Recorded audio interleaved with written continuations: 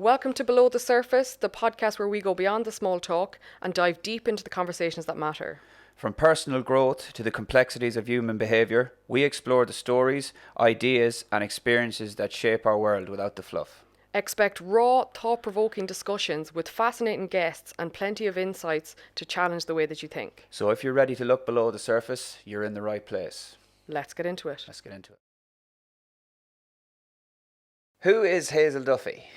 Great question. Thanks, Kieran. I would definitely say Hazel Duffy is, if I bring it back to when I was very young, someone who's very creative and kind, empathetic. If I can say that right, I always get that word wrong.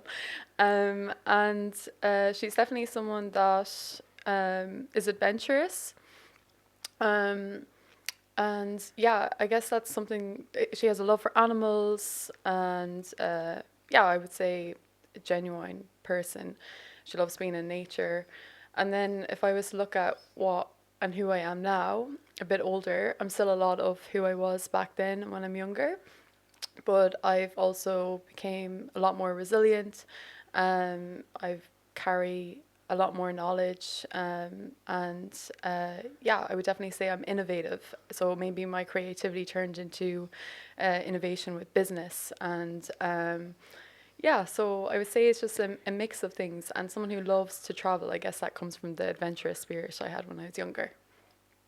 Brilliant. So can you tell us a little bit more about when you were younger and your travel side? So from what we're aware of, you have done a lot of travel and you lived out of home from a very young age, or moved out of home, should I say, from a very young age. So can you give us a bit of insight into what that was like? Yeah, so I moved out of home when I was 16. I'm obviously originally from the west of Ireland, from here. And yeah, I dropped out of high school at that time, which was a little bit unusual for women or girls even in the school back then. And I just always knew that I wanted to leave Ireland, and I think having that in my mind was what kind of got me through a lot of things back then when I did kind of struggle in school and everything else. So I left school essentially because of mental health issues that I was having, and just a few personal things that were going on. And I think there was a massive turning point within that age where I had to make a decision of changing my life and taking my life into a new direction. And that's what kind of led me to move to the first country, which was Spain. And then it moved from Spain to Lanzarote to Greece, Greece to Malta, and then Australia for the last 6 years. So over 10 years of traveling. From a very young age. From a very young age. So how did you deal with not being with your parents at a very young age? Or you mentioned there that you've had mental health struggles. So what was going on for you? Like, you don't need to go into the finer details of sharing your personal story, but on a broader scale, what are you happy to share what your mental health struggles were? Yeah, definitely. I guess I was kind of going through some bullying at a young age in school, and I had a lack of self-worth, lack of self-image, and I guess anything with lack of self-worth or self-esteem can end up with leading to destructive behaviors. So that was just kind of further kind of increasing my mental health issues on the way that I was acting. Was this all happening in school? All the bullying was happening in school? Yeah, it did happen in school. Some of it happened even in primary school as well, from different people. There was always a common kind of factor of what I was being bullied by, and that was my symptoms of actually having ADHD. So I think that kind of added to my lack of self-worth and self-image as well, and also why I was struggling so much in school academically too. And were you unaware of you were obviously unaware of the ADHD at that stage? You had no idea that? I had no idea, but I had been getting tested for things when I was about 8 to 10 years old around my speech, and like I struggled massively grammatically as well. I never got diagnosed with dyslexia, but I feel like I probably do have. They generally can go hand in hand anyway, yeah. Yeah, definitely. So I guess a lot of impulsiveness kind of comes from ADHD. So anything that I was going through in that age, I was making impulsive decisions that not only harmed myself, but the people around me, or they just affected me massively. And around that time, I also went through a loss as well of a close friend, and I didn't really know how to handle a lot of things that were going on. I didn't have the resources, I didn't have the right people to talk to, and I battled then with a suicide attempt and then suicide ideation, which kind of carried on for a long time afterwards. But What would you say the difference is between a suicide? Okay, well, obviously an attempt is an attempt, but how yeah, would you describe suicide ideation for somebody who's not familiar with the word ideation? yeah, that's a good question. So, suicide ideation is essentially just the idea of wanting to die by suicide, and a lot of the time, like I was saying, I have ADHD. So a lot of the time, someone with ADHD have ruminating thoughts. So you kind of get obsessively focused on one thought maybe at a time. So I think I went through being obsessed about the scales at one stage, like how much I weighed, and then when it kind of turned to suicide ideation, like the mind became a bit of a scary place. But yeah, so I guess there was a few things there that kind of led to how I was feeling in that time. Yeah. You mentioned there that the impact it has on other people. So now that you're thankfully still Yeah. with us, Yeah. how has your perception of that changed in terms of were you taking that into account when you attempted compared to now when you can recognize, oh, this has an impact on other people, not just yourself. So what would your thoughts be on that? Yeah, that's actually really important. I didn't consider that my choice was going to affect other people. And I think after the attempt failed, thankfully, if I think back now, oh my God, like just one person saying the wrong thing to me could have caused them pain for the rest of their life, or the people that I love and care about. Yeah, it's just as a massive change in how I look at things now. But I would say another thing that came to me was after someone in my life close to me found out about it. She said, "That's really selfish. Like, how could you do that to us?" And I think I carried those words with me for years, that I could never do that to them. So therefore, I need to find a way how to deal with it better. And no matter what that was, I was going to go out and find it, no matter how long it was going to take, how I was going to feel. So I was just kind of like going with it, going through it then. Yeah. But that's amazing, like that you've came through it and that you had such a difficult time. And, that's the final straw when you contemplate ending your life. But the fact that you haven't done that. Yeah. So, as you said there, that completely changed your perception around life in general. So, how did that kickstart you or slingshot you into the life that you live now? So, Yeah. from there, where did that propel you to? Yeah, I think from there, I think the kind of tip of it all was when I was acting out impulsively. I got a bit of redirection from a man from a level of authority. And he said to me, if I continue living this way, I won't be able to go to Australia, Canada, or America. And I was like, I need to flip my life around now, because I knew since I was very young that I wanted to end up in Australia. I looked at my parents' photographs of them traveling Australia, and I was like, okay. So I finally got this guidance from an adult, and I just had to act on it because I had to make a choice. And that was probably one of the first really positive choices that I made that kind of led to me to where I am now. So I owe that man a massive thanks. So there and then, that like them words of advice that changed your whole perception of and just how you wanted to act, and yeah, it just was like, I can't act this way. I can't mess up my life so anymore. that was your wake up call. Yeah, that was definitely my wake up call at that age. Doesn't mean I stopped suffering then. It was just like, I need to try something new. And I thought that leaving Ireland was going to solve all my problems. And I didn't know that I was actually just going to carry them to the next place, until I actually unpacked them.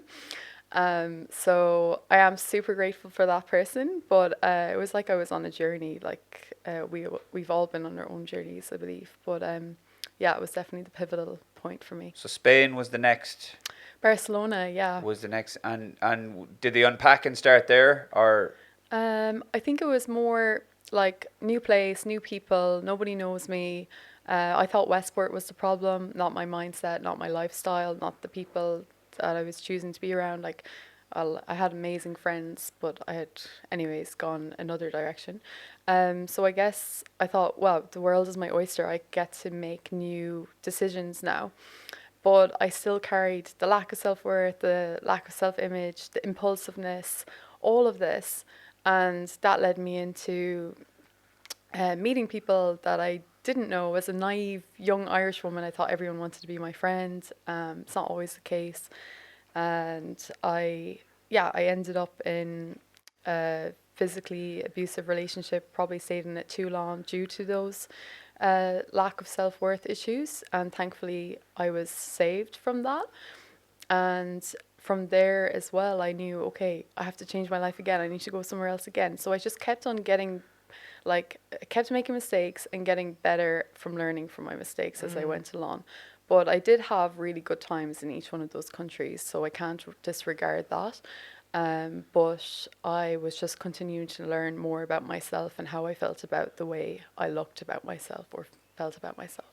So you came from having a lot of struggles from a very young age, but now have gone on to becoming an entrepreneur and setting up your own business in a different country. So can you talk us through that? Yeah. So yeah, I founded a company in 2022 in Perth. So essentially, what we're doing is offering a safe space in the mining sites for the male and female workers to be professionally guided by a wide range of professionals. In 2022, BHP, which is one of the biggest mining companies in the world, they brought in a 50-50 male and female target ratio. And whilst I was on the site, I was in the mining industry for 3.5 years.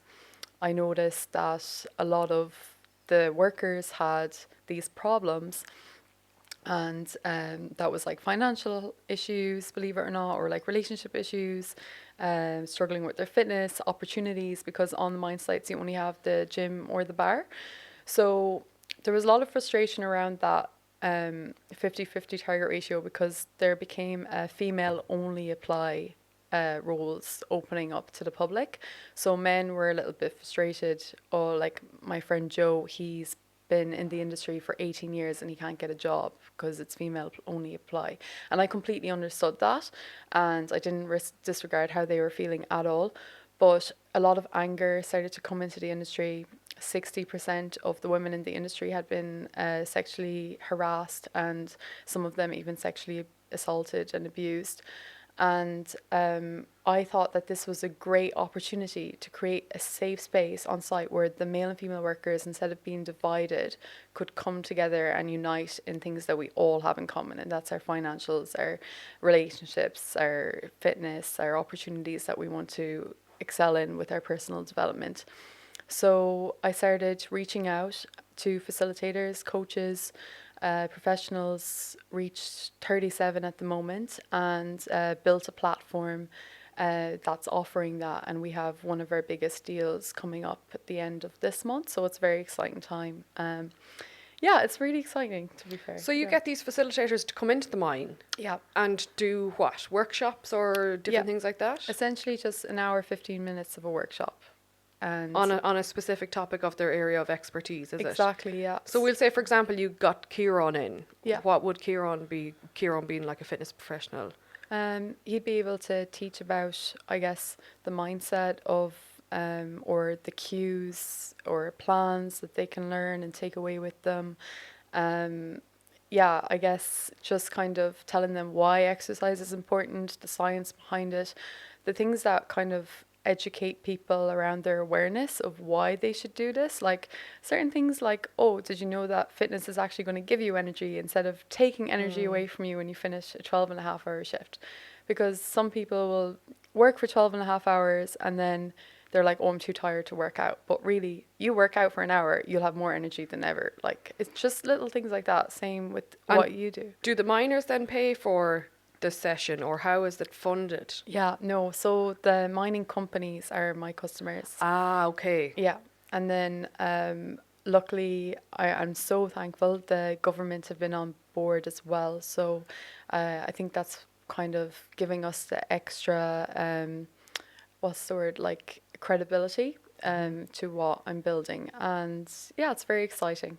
Yeah, like Yeah. that's like obviously I haven't been to Australia, but I know that when you're out on the mines, like there's literally nothing to do, and you would crack up if there was you were so restricted on what you could do. So that's amazing that you're bringing that out there. Yeah. And has Thank it? you. It obviously has been of great impact to people when you have grown to having what was is it 37 37 facilitators. different facilitators. So Yeah. obviously it's going well for you to be able to bring in more facilitators.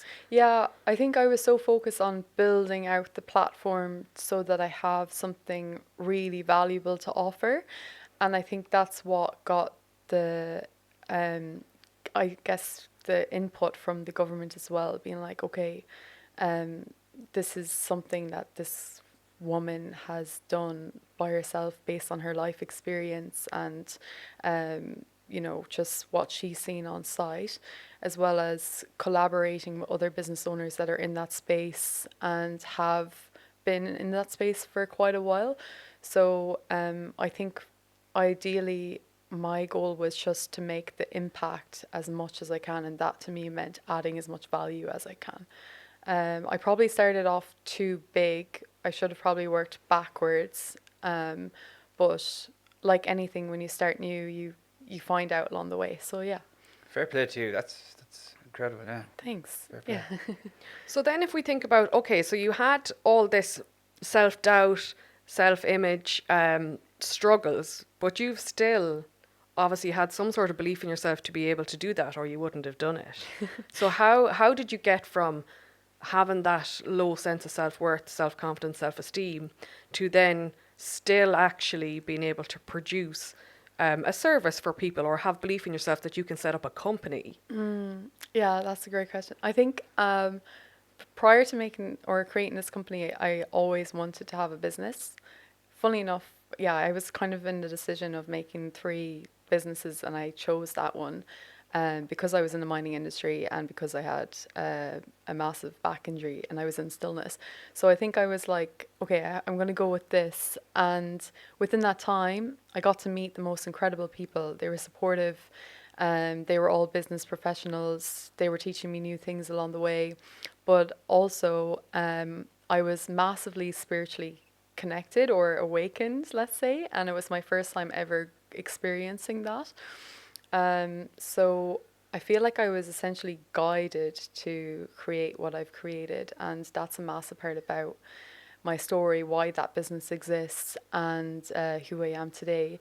A lot of my self-worth and self-image and all those problems that I have are now kind of handled through my faith and spirituality. So can you talk us through that a bit? Like you said there that you were awakened. So was there something in particular that happened that Yeah, woke you up? yeah, I guess the people I was with whilst I was doing my farm work prior to creating this company, they were more into like modern age spirituality, like new moon circles, and they would like set their intentions according to the moon cycle. So like, okay, I want to let go of the resentment I have towards this thing, and then they'd write it down, we'd talk about it as a group, and then burn it, and then we'd welcome in the new. Okay, I'm going to set my intentions for this new moon cycle that I begin the business I want to start, or I begin the fitness journey I want to start. So I was around these girls and guys, and one day one of them was talking about omens and how like the butterfly, the blue butterfly that came up to my face meant something, and I started to look into it. And I was always really interested in like indigenous beliefs, like the Native American spiritual beliefs or the Aboriginal indigenous spiritual beliefs. So I just remained with an open mind. And I stayed in the mines in New South Wales. I was running on the beach in Manly, and a man came up to me one day and he was like, God told me to give you this book. And I was like, Just some random fella. Just this random guy. And I was like with my friend who also really massively believed in signs for spirituality. And hers was specifically a heart. She would see a heart everywhere. Like she'd cut herself and it would be a heart. And, you know, I was just like, God, like, you know, I was kind of like, this guy's off his Pardon the head pun. or something. Like I was like, what? And then he picked up on that and he was like, well, actually, no, God wants me to give it to your other friends instead. And I was like, oh. And she was the one that was really spiritually open. And I was like, okay. And he was like, but I will tell you that the Northern Star or the star symbol will mean something significant to you. And I was like, okay, and kind of left it in my head. I was like, oh, is my husband going to be having a star tattoo? Or, you know, like I started putting a specific meaning on the signs, which you're not supposed to do. You're supposed to literally just allow that to be a sign that you're being guided, or else your ego can come in at play and tell you a whole story and you'll be disappointed or these kind of things. So like make up your own story in your head of what you want. Yeah. Are you okay? And then it won't. And then, yeah, so I was like, is there a guy with a star tattoo? Or like, I don't know. It's just little things I was making up. But anyways, I let it slide. And I guess more kind of spiritual things would pop up. Like, one day I was out running and a fox came right up to my legs and it just meant something to me at that time. I was also in a relationship at that time. It wasn't the healthiest, but I just felt like I was significantly guided spiritually and just listened to that massively. I ended up then moving over to Perth after Darwin and even the mines over in New South Wales. And whilst I was in the mines over there, I loved it like just as much as I loved the ones in New South Wales. And I was training, I was so into my personal development and I had goals. I wanted to, you know, do boxing. I wanted to, what was it, like do the bikini comps. I got all these fitness goals. My goals were in the wrong direction. As I look at it now, it's like, I think your fitness should be your, like, I think personally for me, I wanted my goals now to be for my future, for my life and my health, not just a competition. But anyways, I ended up with a significant back injury, a spinal cord injury. And in this time of stillness, months after I was able to walk again and I was back on the road, one of my friends asked me if I wanted to travel from Perth up to the Northern Territory, so all of the West Coast up to the north. And all of a sudden I just started seeing signs everywhere of the star and I was like, this is, buckle in, like this is what that man was talking about all those years ago. And I was like, this is it. Like it was just like this knowing that pull I was having over to Perth to that, like kind of helped me eventually get away from what I was in there and kind of just allowed myself allowed me to trust myself more and this guidance even more, because I seen the signs. My friend invited me and I was like, okay, I'm gonna go, because she was like, if you're in the bed any longer, like you're just gonna fall into something like depression and I was like, okay, let's go.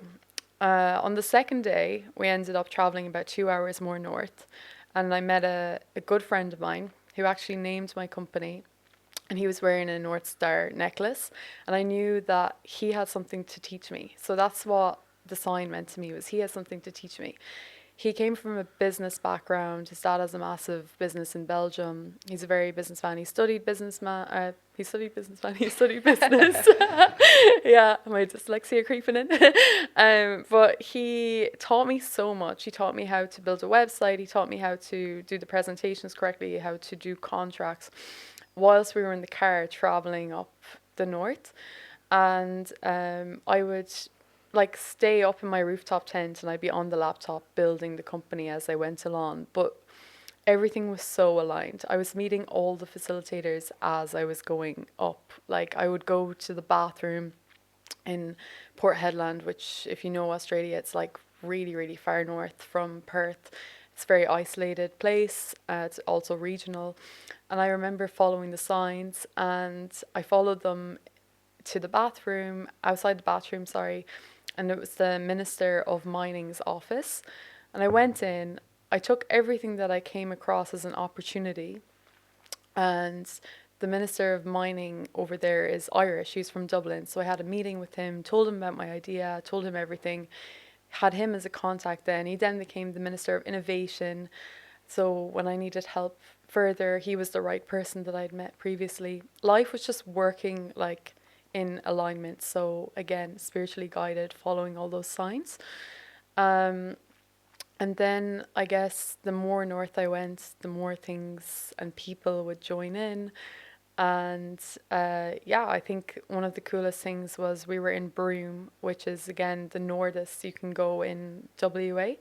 And there was a financial literacy educator that I had tried to get a hold of for 7 weeks because he's so like well known to be in that space.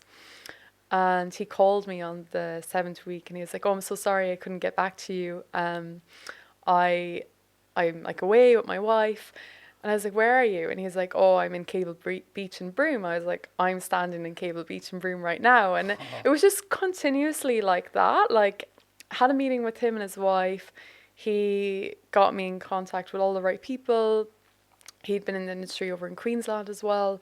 Like, it was just like one thing after the other. And then, when these things were happening, sorry. sorry to interrupt, but when they were happening, were you kind of like, what the fuck? Like, what is going on? Why are all these things? Yeah. Did you find it weird that they were just all aligning, or how were you feeling? My friends found it really weird because I was traveling. There was 8 cars of us, and they were on this journey with us. Like, so there was probably like 18 people, and then they kind of slowly drop off along the way. And had you started your faith journey at this stage? I'd say this is more spiritual, like the universe. That's how I was kind of looking at everything, and now I'm more focused on God. And yeah, there was a shift there, I would say. Could you speak a bit more about that? Yeah, of course. So I guess, yeah, I just felt like I was living in abundance of all these opportunities once I set my intentions correctly. And BHP opened up a competition for like an innovation to go onto their mine site that would help with specific things. And it was perfect timing for my company to be entered. And we ended up getting accepted, and the name became Enjoy Your Mine because we had to call it Enjoy Your Mine. But I originally wanted to call it Arrive As You Are, Authentic As You Are, which is AYA and AAYA. And I never really looked into it, but anyways, we got into the finals with the BHP competition, which would have won us a procurement contract on the BHP sites in WA. And I ended up having to go back to Perth and sell my car in Darwin. And I was completely taken away from my community of people that I was waking up with every day, dancing with every day, doing fitness with every day when I was able and everything else. And I felt like I had essentially lost like my community. I was back in like society again, taken away from spirituality. I felt like it all just disappeared from me. And then something massive happened around that time that kind of shook me as well, like shook me massively, and it led me into the bottom pit again, like of that time. Like it led me into a time of desperation, let's say, on my hands and knees on the beach. And this would be kind of something that often happens when something catastrophic happens in my life. My suicide ideation would kind of just creep in, and all that kind of destructiveness would just kind of come upon me. So I was on my hands and knees and I was crying out like that I needed help to get me through what had just happened. And in that time, I felt like I had met God, and everything just shifted for me there and then, I'd say, where I knew that there's so much more to like life. And So how did you have that knowing that you met God? You read my mind there. yeah, oh cool.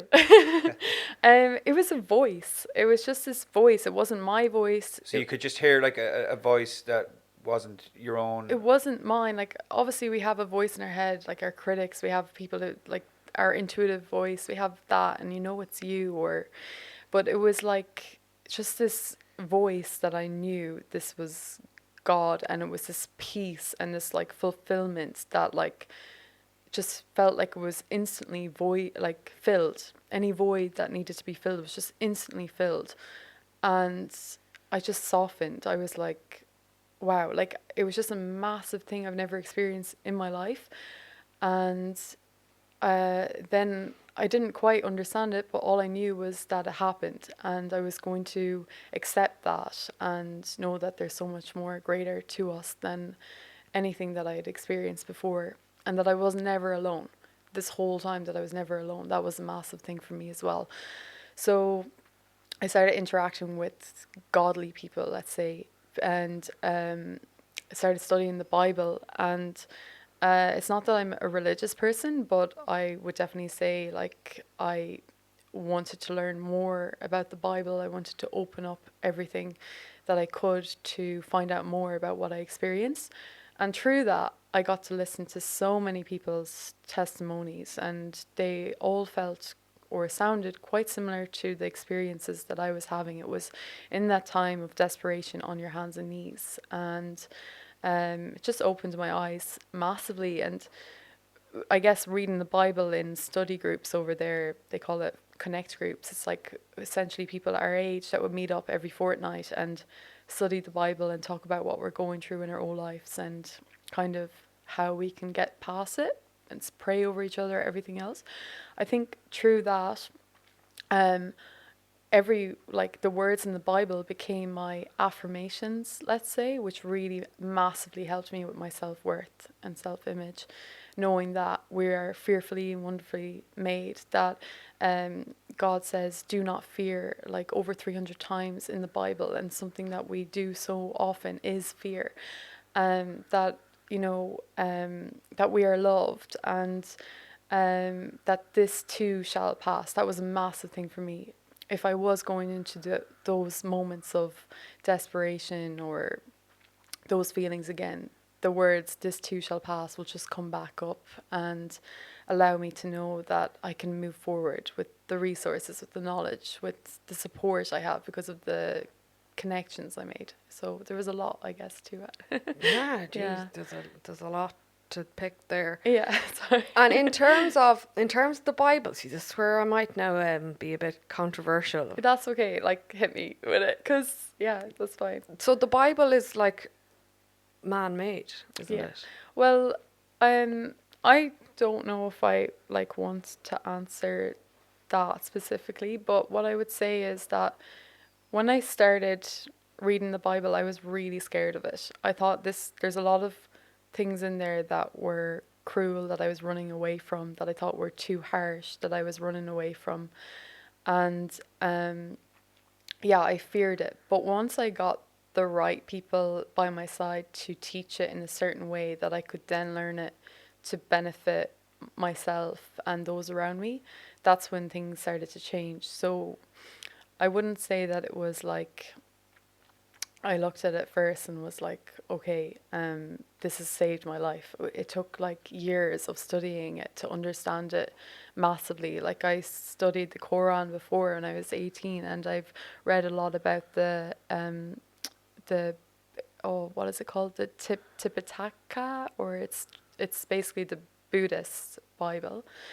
I don't know what it's called. Yeah, and yeah, I think that it massively helped me. And yeah, I mean, there's witnesses in there that have experienced what has happened, and they wrote that. And I'm so aware that it has been changed over time. I have a lot of self-doubt creep in while studying that as well. I had all the feelings and the thoughts that everyone has when they think about it. But what I cared about in that time was getting to build a personal relationship with God outside of the church, outside of the Bible. But the Bible had helped me massively with my mental health once I had the right people around me to teach me with it. So would you speak to God every day? Yeah, I'd say so. Like, I mean, sometimes I won't, like naturally, but I'd say that I got to know him maybe through the Bible, like as well as just from having him there is essentially like knowing that he's there and that he came to me in that time. And like difficulties you might be going through and stuff, would you go and look for specific scriptures to read and to help you through different Yeah, different so stuff you were going through? yeah, I definitely would. I feel like even though I've been studying it for a few years now, without the girls or the group that I had been studying with, I probably would have been so lost. I would have known where to start. But yeah, they would kind of help me. Say if I said, "Oh, this happened to me today," we have a group chat on Facebook. They'd be like, "Okay, let's jump on a call on Monday," and they'll specifically find one for me because they've been studying it for years longer than I. So they're like the pros, they call them, because they're able to kind of guide those who are new to it. And are they going by a specific religion? Like, are they Catholic? Are they born against Christian? Is it Yeah. what, like, because when I think of the Bible, like me being gay, the Yeah. Bible and the Catholic, I don't know about like born again, it says that I'm banned. Yeah, so I actually walked away from one church because of that exact That's thing. more the church than the Bible, though, I would say, Yeah, is it? But I'd say so. is the church not based from the Bible though? Um, This I'm only asking curiously. I see. yeah, I don't go into it as much myself, but I just yeah, know that if you go by Catholicism, it's like, you know, if you're homosexual, you're would they be would these people be saying if I said, "Oh, I'm homosexual," okay, well we'll find you a scripture in the Bible that'll change you. yeah. Yeah, I guess a good question. That is a But good question. yeah, I can't like answer that because I've never been in those shoes. But Yeah. I had seen stuff in one specific church around the anti, homos like sexual kind of stuff, and I walked away because I don't think that's God. I think God to me is someone who loves his children, no matter what their sexual orientation That would be is. my outlook on it too. Yeah, Yeah, that would be my. I Yeah, think like I would still have faith, and I'd be on that wavelength as well. That I don't, and that's why I said about the Bible being man-made. It's yeah, like I don't fully believe that that is, you know, this perception of God or whatever anyone wants to call it. You know, everyone will have different yeah, higher power, whatever they feel comfortable with. But if we think about, okay, well, if we go down the side of faith, God put us on this earth. yeah, Well, God made us gay. yeah, But then, you know, so obviously, yeah. how can we say, how can the Bible say that we're banned if God, being the creator of all this earth, well, He made us this way? If you think about even in the Bible, it says that Jesus wasn't even religious, let's say, that he didn't want people to be blabbering the words over and over again, that he actually asked you to seek him, like independently, like alone. So I think that sometimes religion kind of creates more of a separation sometimes. And like what I really focus on is that one-on-one relationship with God, and to be able to spread who I believe God is, and that is someone who loves you unconditionally, and that your sexual orientation has nothing to do with your identity and who he is, essentially, and your identity in Christ should have nothing to do with that. But Yeah. that's probably an important part for yourself to be able to have that awareness that, okay, well, this is my boundary with it. Yeah. So that if somebody tried to maybe coerce you into their way of thinking based on the Bible or based on a specific religion. Yeah, well, this actually happened already, so that's why I walked away, and it became more like one-on-one. Like it just, that was just one specific place. But the next, the first one that I went to wasn't like that at all. It was just more welcoming, and I think it's essentially groups. It's a culture, essentially. Essentially, like how many times have I said that now?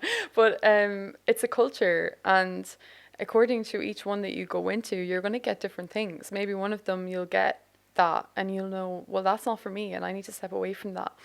And then you'll find one that maybe it's an actual really good community that you're learning good things from.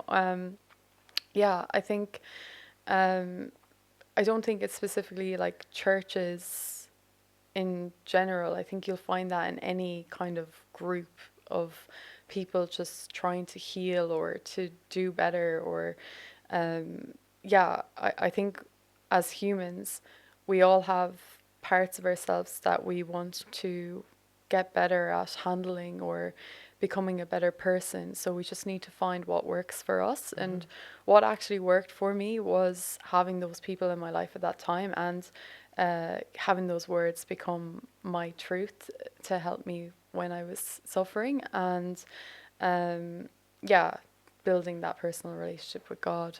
But also as well, like I've attended so many workshops with mental health professionals, from founders who were mental health corporation owners. They weren't spiritual at all. They were more like science based, let's say, psychology focused. And I learned a lot from them too. Like I took a lot of what I needed from different places. I learned a lot from the Quran. I learned a lot from, yeah, like I said, these people who didn't even have a relationship with God, but they had all of the academic background and research behind them as well. So I think you just really have to find what it is for you. And that's all I wish for anyone as well, because at the end of the day, like, you are the most important thing and you need to look after yourself. And I just want you, like that person who may be struggling, to be okay. And if that's true, you having one specific faith, then I'll honor that because that's what's helped you. But if not, like, I'm not gonna complain. Like, Yeah, like it's cool to have an open mind to all different things, because like that we can learn so much from different religions or different ideas. I think it can become damaging if you're on like an extreme end of the spectrum in anything. So trying to find open-mindedness or the middle ground where you can kind of see all aspects and take what you need for yourself, or what lands, because not everything is going to land, or you're not going to agree with everyone on everything in any area, not just with faith. But I think if we could all get better at having an open mind towards all different areas, and like that, picking what you need. Yeah, definitely. And just knowing that God is love, and like, how would you want to be more like God? You give more love to someone else, or be more loving towards yourself. And yeah, so I think it's definitely a lot to do with. And was that your intention when you decided to study the Quran? Just a whole open mindedness of different. Yeah, I think so. I just wanted to find something that worked for me, and a lot of the teachings did definitely help. I stopped eating pork when I was 18. That was actually something that happened from that. So I haven't eaten pork really, like, purposely since I was 18. Like, maybe when I was drunk and I had a pizza or something, it would be like, that was years ago. I actually am a year and a half alcohol free now. So, are you? Yeah. So Good for you. yeah, I think I was just exploring what's going to work for me. And I genuinely feel like now at 28, my life has just begun because of what I found on those travels. And I'm excited for what's to come. It's not that I'm cured, essentially. It's that I have the resources and the tools to manage it when it comes to me going forward. And that to me is resilience in a positive way, I think, yeah. Like, because you still are only 28. Yeah. Like, you've been through a lot and you've done a lot over the last number of years. And like, Jesus, I don't know. I don't think my life started to flourish until I got into my 30s. Oh yeah, same as that. Yeah. Oh. Yeah, same as that. So like, you've done amazingly. I hope you're proud of yourself. Yeah, you should be. Oh, thank you. Yeah.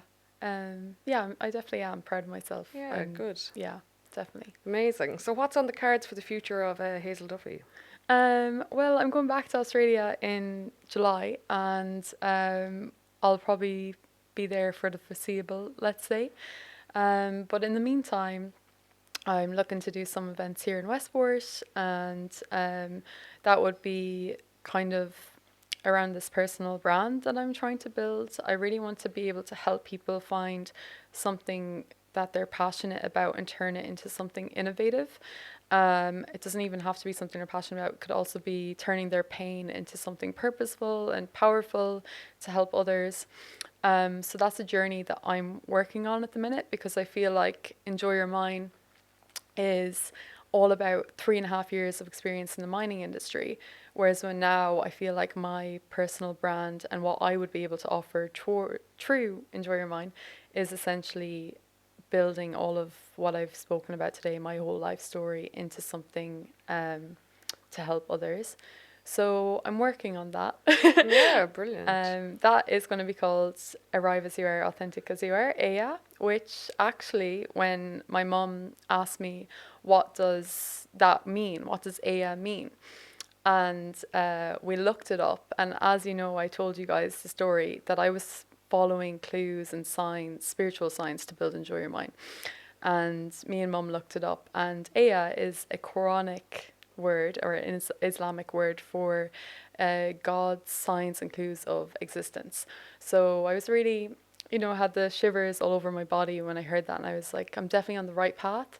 And I'm excited for what's going to come from that going forward. So yeah, I'm building that at the minute. Brilliant. Yeah. Amazing. Well, thank you so much for being here. It's been an excellent conversation, and Thank we you. look forward to seeing what events you have locally here in the future. Okay, thanks a million. Thank you. Brilliant. Thank you. If you liked this episode, please don't forget to like, subscribe, and share it with a friend if you found it useful, and drop a comment and let us know what your thoughts were, and we'll see you in the next one.